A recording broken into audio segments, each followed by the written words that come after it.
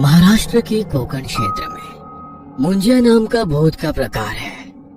मुंजिया एक ब्राह्मण लड़के का भूत होता है जिसकी मृत्यु उपनयन यानी कि मुंजा होने के पहले ही हो चुकी होती है। वैसे तो छोटे बच्चों की इच्छाएं इतनी दृढ़ नहीं होती, लेकिन कुछ बच्चे जल्दी ही इच्छाओं के अधीन हो जाते हैं।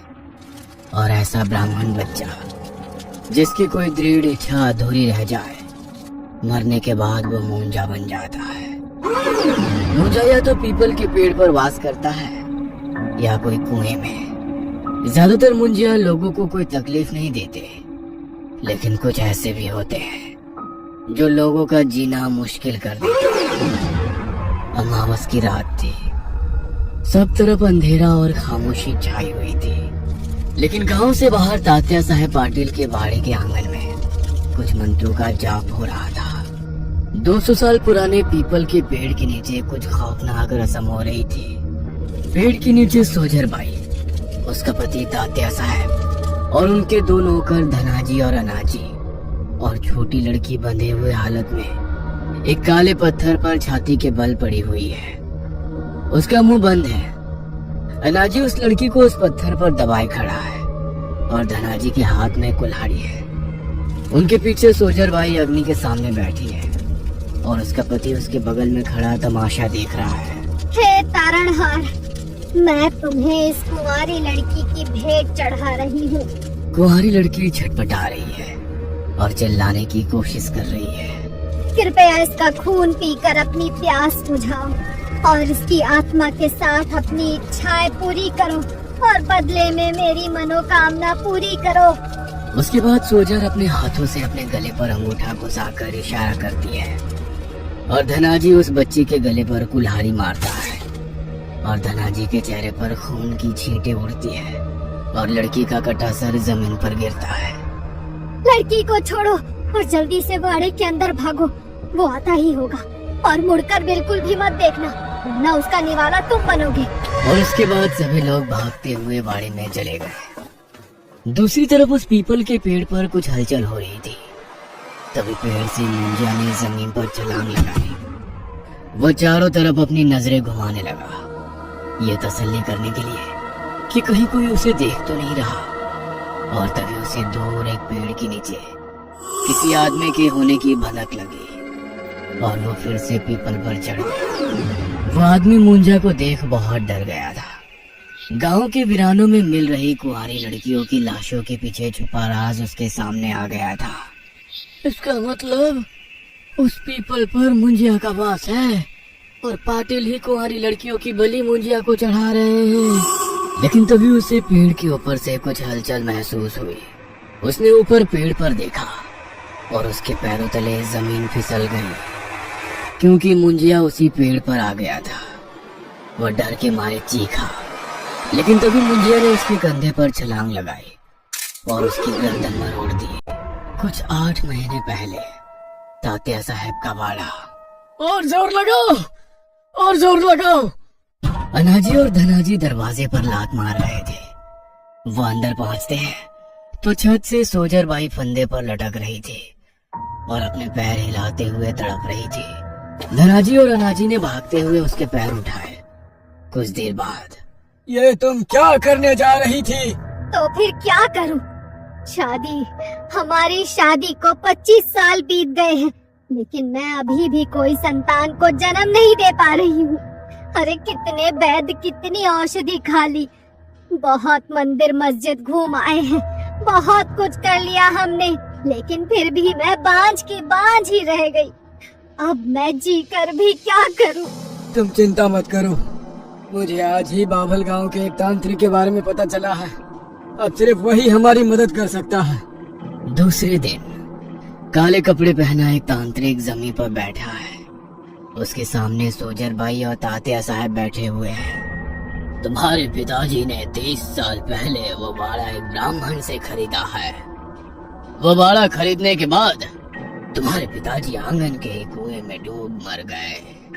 है बाबा जी, वो एक हादसा था। नहीं, वो हादसा नहीं था। क्या आंगन में एक 200 साल पुराना बड़ा सा पीपल का पेड़ है? है बाबा जी। उस पेड़ पर एक मुंजिया का वास है।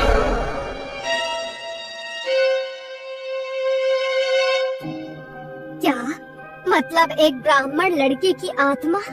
हाँ, वो मुंजिया वाड़े के पहले मालिक का बेटा है, जो कि एक ब्राह्मण था। उसका बड़ा बेटा माधव चोट मुंज करने से पहले ही आंगन के कुएं में डूबकर मर गया। उसकी कुछ ही महीनों में शादी होने वाली थी।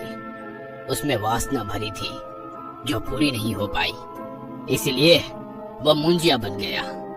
32 साल से वो उस पीपल पेड़ पर रह रहा है। वो काफी दुखी है क्योंकि उसकी इच्छा अभी भी पूरी नहीं हुई है। वो चाहता है कि तुम उसकी वो इच्छा पूरी करो, इसीलिए उसने तुम्हारे परिवार पर अपना कहर बरसाना शुरू कर दिया ताकि तुम उससे तंग आकर उसकी इच्छा पूरी करो।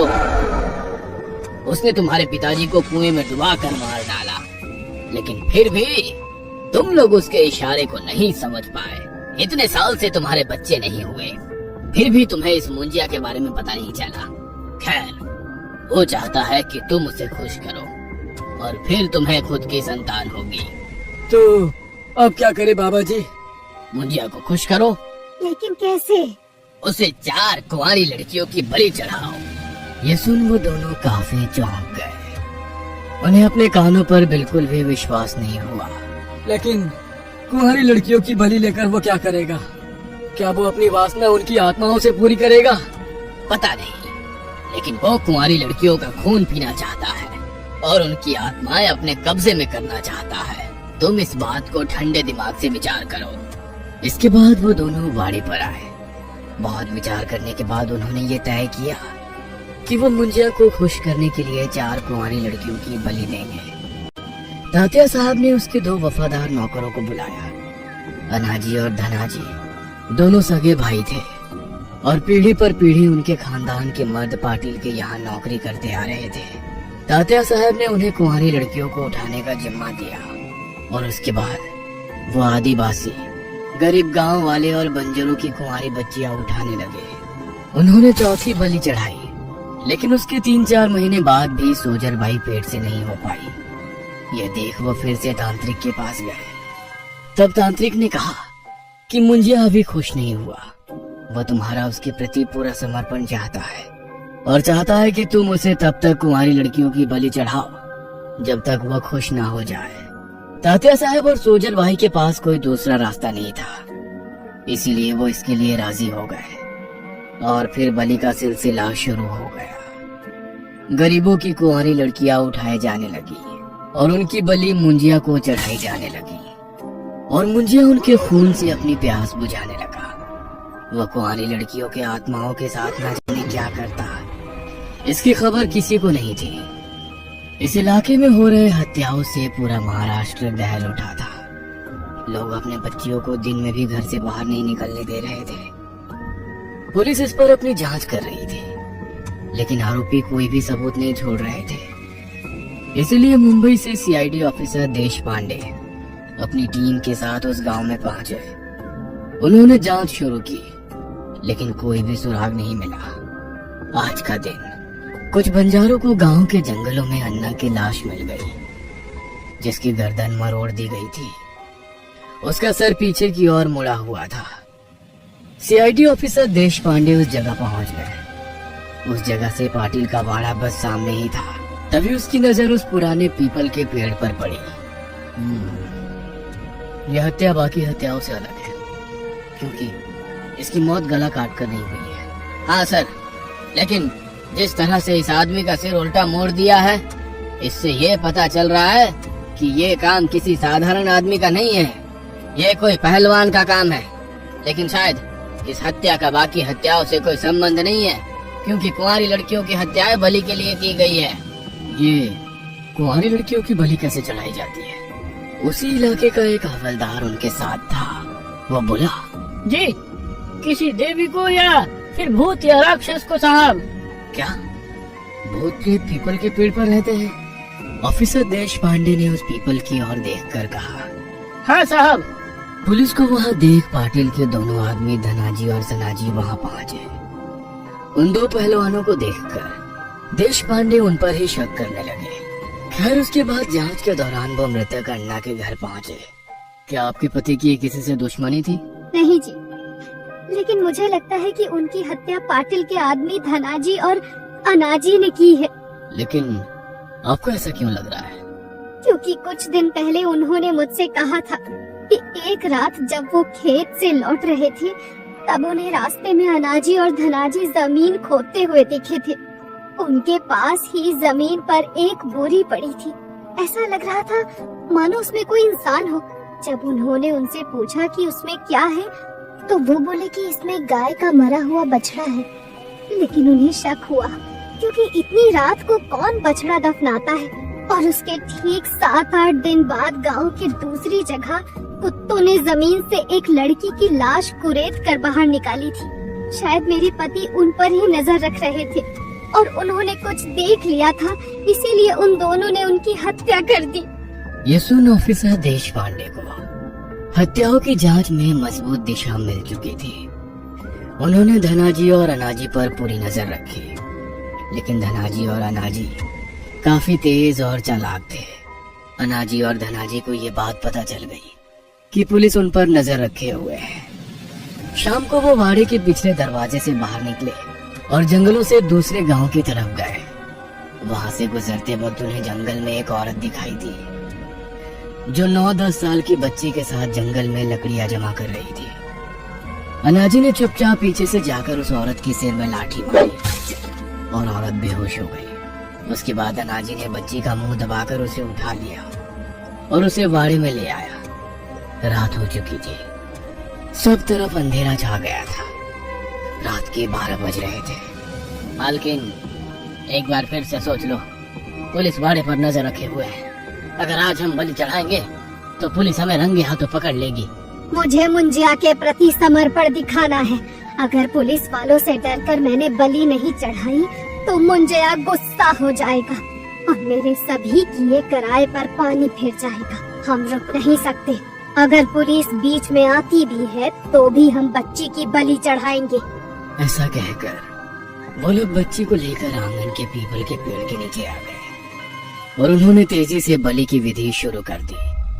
अनाजी बच्ची के हाथ पांव और मुंह बांधकर उसे पत्थर पर दबाए बैठा था और धनाजी हाथ में कुल्हाड़ी लिए सोजर बाई की आज्ञा का इंतजार कर रहा था। हे मुंजिया, मेरे तारणहार, इस कुंवारी बच्ची की बलि स्वीकार करो।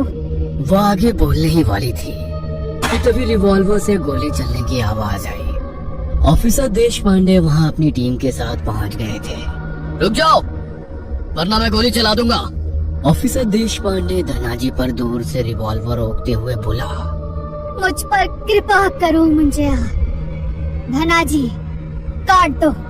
और तभी धनाजी ने कुल्हाड़ी हवा में उठाई। ऑफिसर देश पांडे ने उस पर गोली चलाई और गोली उसके सीने पर लगी, लेकिन धनाजी रुका नहीं। उसने जख्मी होते हुए भी बच्चे के गले पर कुल्हाड़ी मारी और बच्चे की गर्दन कट गई।